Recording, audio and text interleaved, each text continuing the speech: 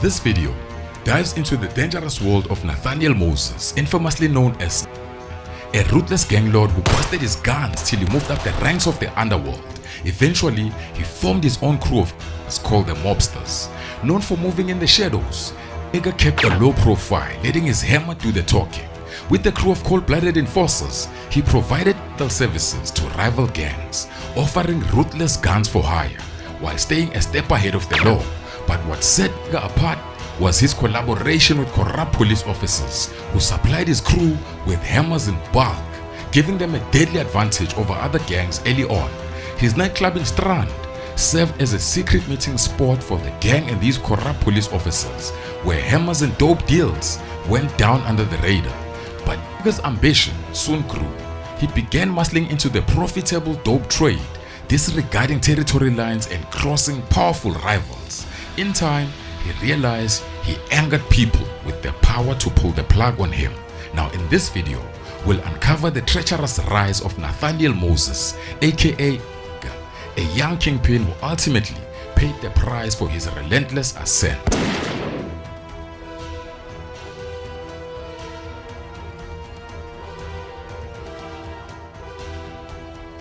The Mobsters were said to be a coalition of young shooters from various parts of the Cape Flats, not rooted in just one neighborhood. They had reportedly broken away from the 28th present gang, rejecting the street code of the numbers gangs in favor of the street money and power.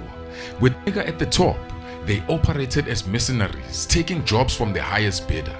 Now, at the height of his rule, Miguel could allegedly mobilize 40 to 50 shooters at once for the right price, a formidable force hired out for gang wars, or smaller teams for targeted hits.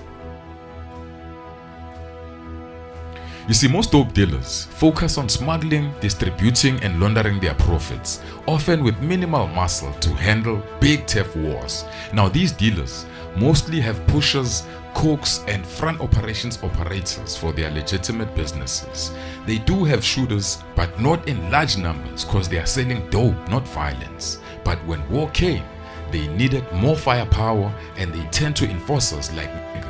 With more hammers and manpower than most gangs, he provided the muscle they lacked. Now, in some cases, a gang would need to eliminate a rival without sparking an all-out war. Instead of handling it themselves, they would hire gunners from Miguel's crew to carry out the hits discreetly. This video is brought to you by CarTrack. With tracking devices, it's advisable to have your unit checked and assessed every 6 months at one of their fitting centers to ensure it's functioning at 100% at all times. Mechanical or electrical work done on your car can sometimes impact the tracking unit, making it essential to verify its performance regularly.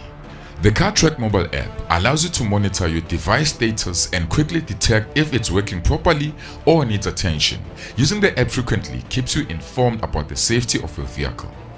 While no tracking system is 100% foolproof, CarTrack boasts an impressive 90% vehicle recovery rate, audited by independent auditors. Now, with car theft and hijackings increasing during holiday seasons, it's better to be caught with it than without it. Minimize the risk of losing your vehicle.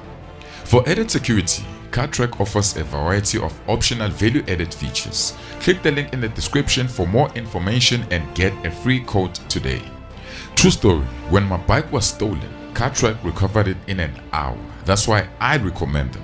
While some customers may have negative experiences, it's worth noting that CarTrack is continuously improving their technology and services to meet their customers' needs. For peace of mind this holiday season, get yourself a CarTrack unit for as little as 99 rands per month and reduce the risk of losing your vehicle. A big thanks to CarTrack for sponsoring this video, and a big ups to our loyal subscribers for your continued support.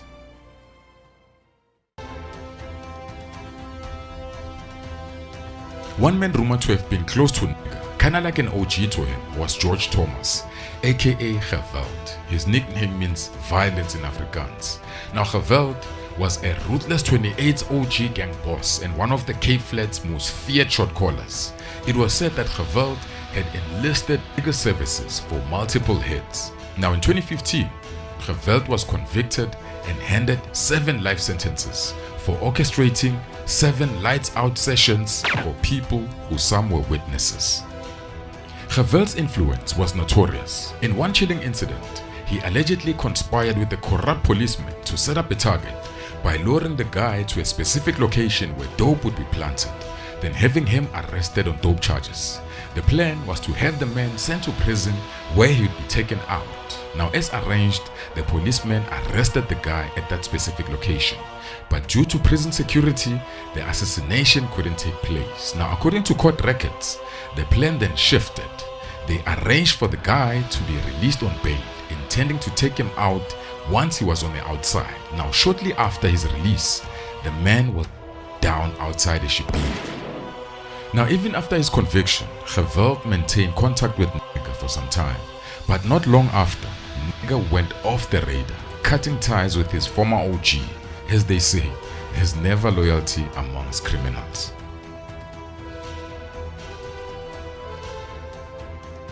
As Nigga and his soldiers worked for high-profile clients, especially high-level dope pushers, his reputation as a ruthless enforcer spread quickly.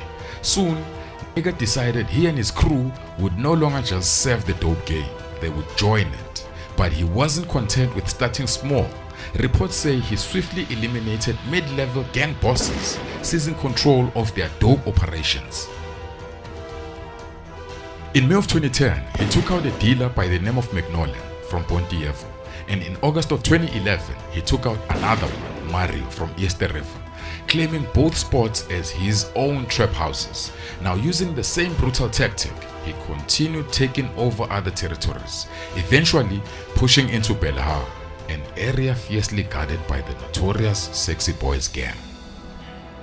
Expanding his empire further, Nigga forged alliances with the Chinese triad, diving into the lucrative abalone smuggling trade. The abalone was traded with the Chinese contacts for chemicals used to manufacture dope, thick to be specific, and this allowed Nigga to diversify his income. Although it remained his bread and butter, pushing dope became far more profitable for his crew.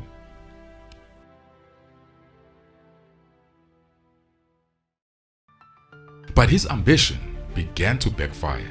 Now in direct competition with his former clients, Nigga was stepping on powerful toes. He became increasingly reckless, taking out rivals without permission, and the higher-ups grew furious. Now, as his crew's bloody trail multiplied, law enforcement couldn't ignore the pattern. The police launched an intelligence operation. Now there was a car linked to multiple hits, and witnesses began to talk. But one by one, witnesses also started to disappear, including one under witness protection. Now, Nigga and his crew enjoyed more or less a 5-year reign of terror before it all began to crumble. The higher-ups in the underworld had finally had enough. Nigga's time was up. Around the same time, a major scandal rocked Cape Town. Police officers were implicated in a scheme to sell guns to gangsters. Now, former police officer Jeremy Varey and General Jacobs were leading the investigation, revealing a tangled web of corrupt cops working with gangs to move for profit. It was a scandal that shook the city. In Jan of 2016, Nigga was planning a business trip to Johannesburg. He went to Avis Rental in Strand to pick up a car, but as he sat outside preparing for the drive, 3 shooters approached 6 times, taking him out instantly. One gunman even went to go check to make sure that he was lights out. To this day, no one has been arrested for the Word on the street says Nigga's expansion into the Sexy Boys territory in Belhar made him too big of a threat. Allegedly, the Sexy Boys arranged for another gang to carry out the on their behalf. Now, rumor has it that some in Nigga's crew betrayed him by dropping his location to his enemies on that day. Nigga's assassination ignited chaos, sparking multiple retaliations. Theories about who ordered the ran wild. Some even speculated that the police had taken him out, maybe to silence him, fearing that he held incriminating evidence against them. Now, others believed those he once worked for turned against him when he grew too unruly. Now, the one clear fact, many people had reasons to want Miguel out of the game.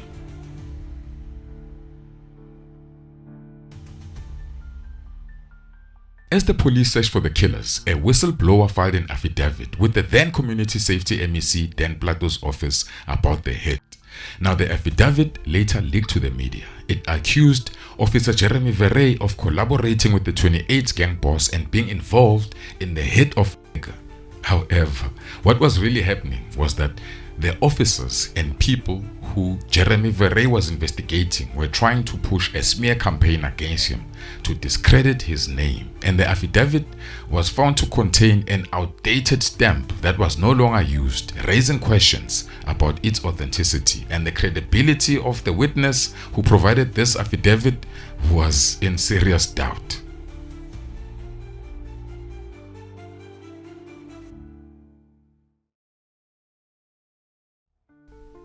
Corrupt police officers who colluded with the gangs and supplied them with hammers ignited a wave of gang wars in the Cape Flats. As gangs like the Mobsters themselves heavily, rival gangs scrambled to keep up, fearing they would fall prey to Nigga and his crew. Soon, hammers, once reserved for senior gang members, were in the hands of nearly every foot soldier on the streets. Now, the murder rate surged. One of the local mortuaries, which previously handled around 250 bodies per year, saw a staggering increase to around 650 bodies per year. That was a 150% increase. Now, this deadly arms race sparked the largest gun trafficking investigation in the country, revealing deep-seated corruption within the police force.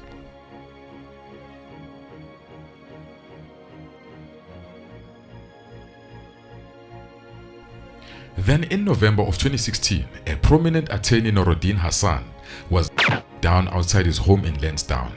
Known for handling several gang-related cases, Hassan represented a defendant involved in the charges stemming from the police guns to gangs investigation. There were whispers that confidential information about the gun probe, including names of informants and those implicated, had somehow reached Hassan. But the reason behind his hit remains unconfirmed, and his killers were never apprehended, leaving yet another unanswered question in the deadly saga of the Cape Flats.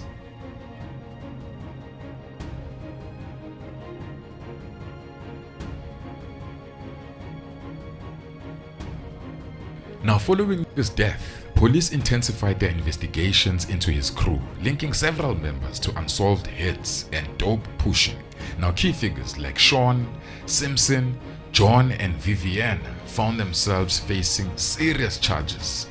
The state alleges that these guys, besides the hits, they were deeply involved in pushing dope from October of 2013 to August of 2014, covering areas from Gales River to Belhar. After Miguel's assassination, leadership was passed on to a man named Elcado, who quickly solidified his role through a series of violent crimes, including dope dealing, moving hammers, and hijackings. Now, Elcado was implicated in multiple hits. Among them was the assassination of an alleged gang leader, Hempis, who was held down in front of his tavern, and the hit of Hempis' son, who was also held down while DJing in an area called Ceres. Now, Elcado was just as ruthless as Nigga was, and the last I checked, Elcado was facing a life sentence. The story of Nigga exposes the deep-rooted corruption within the police force and reveals why crime rates soar while perpetrators walk free.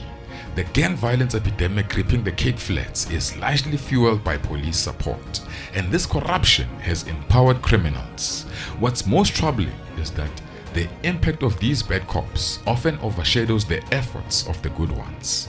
In fact, it sometimes seems there are more corrupt officers than honest ones. Tragically, standing up as a good cop can make you a target within your own people, as was the case with Charles Caner, who paid a high price for his integrity. I'm very emotional when I look at the car and after the accident. My name is Zotile Ngobo. I'm from Durban. I travel a lot, either with my personal vehicle or with the company vehicle, but most of the time I'm on the road. As I was driving back to Durban in the early hours of the morning, a truck, I think it was overspeeding or it was out of brakes, but as I looked in the rearview mirror, the lights of the truck, they were just there behind me. And as I was trying to avoid it, it had already hit me on the back, on the left, and my car swerved to the left, to the right, to the left, and I couldn't control it until it rolled down the cliff with me in it. Luckily, as I landed, my phone rang somewhere in the car. It was car track trying to get a hold of me. Here, the police, the ambulance and the tow truck. Actually, I don't know, I'm only feeling emotional now because I'm seeing the pictures. Here, they actually asked me to come out and see the vehicle. I honestly feel if car track didn't call me, I think I'll still be lying down there in a ditch. As a woman, sometimes we usually travel alone. I feel it's important that you have the best security in your vehicle. So I would really recommend car track.